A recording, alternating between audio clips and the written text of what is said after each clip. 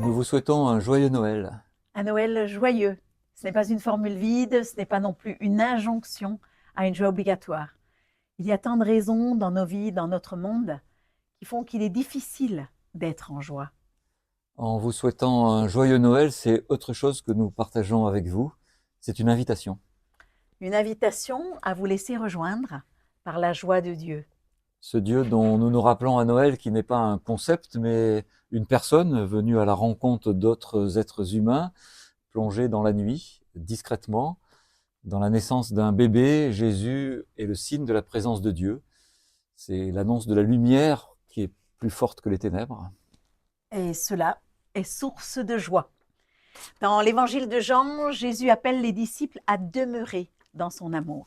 Il leur dit, « Je vous dis cela pour que ma joie soit en vous et que votre joie soit entière. » Même plongé dans la difficulté de vivre, même au cœur de la nuit du monde, recevoir la joie du Christ, c'est percevoir une petite lumière dans la nuit.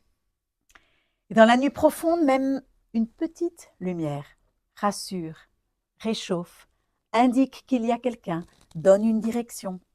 Au cœur de la nuit, la foi, c'est demeurer malgré tout dans l'amour de Dieu, dans l'espérance qu'un jour nous la connaîtrons pleinement. Comme le disait le théologien Moltmann, c'est la joie anticipée. On pourrait dire aussi la joie partagée.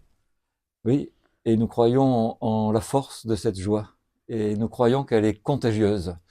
C'est ce qui donne force à nos engagements, les nôtres et ceux de nos églises. Et c'est ce à quoi nous vous invitons, vivre et partager la joie du Christ dans ce monde qui a soif de paix et de justice. Alors joyeux Noël, que la joie de Dieu soit en vous. Que la joie de Dieu soit par vous.